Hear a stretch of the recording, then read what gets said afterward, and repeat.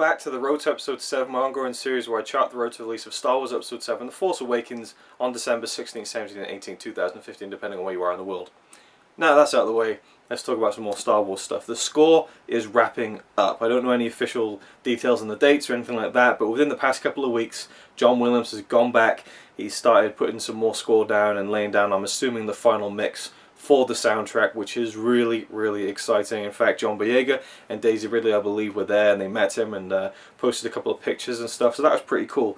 I'm really excited to see, or should I say hear and see what John Williams has come up with, because for me, you know, obviously the music in the original trilogy is so vitally important to how good they are, in my opinion. I mean, the music is just incredible. John Williams is a genius, you know, just masterpiece after masterpiece, you know, soundtrack after soundtrack that is just incredible, from Jaws, Superman, Indiana Jones, of course, and Star Wars, and all those kind of iconic things. E.T., I mean, his music is just sublime, it really is. And then in the prequels he came back and did all the soundtracks for that. And they're definitely the best thing about the prequels. I mean, not to kind of get deep into the prequels because I'm covering that in my Reviewing an Empire series, but you know, Duel of the Fates, Across the Stars, as cheesy as it is, I love. You know, Battle of the Heroes. I mean, John Williams is you know, he's better than better. He's better than better. That doesn't even make any sense. He's better than the best. That's what I was looking for. I'll keep that little flub in. He's better than the best. He is the Don of soundtracks. So I'm really, really pumped to see what he's going to do. I mean, he's in his 80s now. Can he still pull it off? Can he still manage to crank out some incredible new themes? And I really hope that he does. I think that John Boyega said he has a theme and he's listened to it and it's amazing. So yeah, I'm just really excited, and I hope that a lot of the old music is brought in, which I'm sure they're going to do anyway. But yeah, seeing as we haven't, well, I think the first or second teaser, he did the music too, but the main trailer he didn't. And so yeah, I'm just excited to see and listen. I'm excited to sit down, see the film, and listen to whatever new music he's come up with. So that's just, yeah, that's really, really exciting. And you know, I hate to be that guy, but you know, I think he's 82, 83 right now. You know, will he be around to do the next two films? I don't know. I really don't know. In fact, he was taken ill recently, so they had to kind of halt the recordings of the score because he had some health issues. So I'm really glad that he's managed to pull through and do it. You know, if I was 80, I wouldn't be. I'd be like, no chance. I'm staying at home. I'm going to Sean Connery this and just, you know, I'm not going back to that. But hey, you know, he obviously is in his blood, and I'm sure that we're going to hear some great music in December. Right, another thing I want to talk about and just round off this video is basically not really a tribute of sorts, but I wanted to mention this and kind of pay my respect in a way to a Star Wars superfan, Daniel Fleetwood. A few weeks ago it came to everyone's attention that he was terminally ill. He was 32 years old, and he's a massive Star Wars fan, huge Star Wars fan, and he was, I'm not sure what the disease was.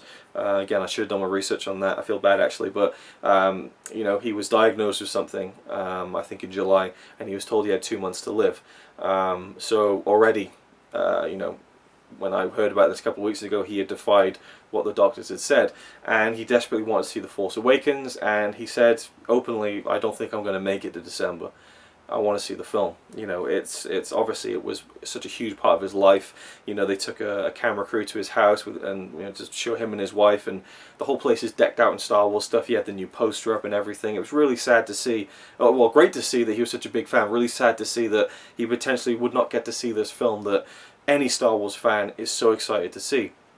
So a campaign with, I believe his wife kind of started it up, hashtag Force for Daniel became a thing. People like Mark Hamill and Carrie Fisher retweeted it. John Boyega, you know, stars of the film, got behind this and tried to make sure that Disney and, you know, Bad Robot and J.J. Abrams and all those important people saw it. Lucasfilm heard about it, and it happened a few days ago, last week. They showed him The Force Awakens. Yeah, it's really touching. It's really touching, and it was an unedited version, I believe, but he more or less saw the film in the form that it's in right now, without, I guess, the final mix and all that kind of stuff. I'm sure there's things they're still rushing to get finished and all that kind of stuff. But yeah, I thought it was really great. I mean, obviously, if something like that happens, the company is going to want to rush in and make sure that they get the good PR by fulfilling that fan's wish. But I think it goes beyond just PR. I think that the people who made that decision to show him the film, they had their heart in the right place, and it's really refreshing in a world full of such utter vile shit that goes on all the time, that something really nice like this happens. And a couple of days ago he died. Yeah, so rest in peace, Daniel Fleetwood. The Force will be with you always. A really sad story, but he got to see the film, and I have to think that, I don't know why I'm getting emotional about this, but I had to think that he was holding on for it. And once he'd seen it, that was it, and within a couple of days he passed away. So rest in peace, Daniel Fleetwood.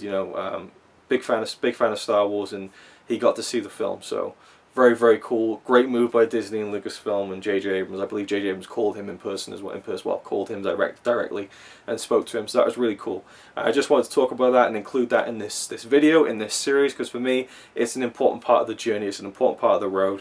And great stuff. Of course, very sad, but given that it was inevitable, he got to see the film, and that's awesome.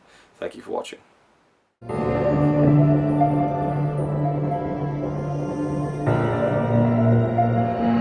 I don't know, 5 seconds.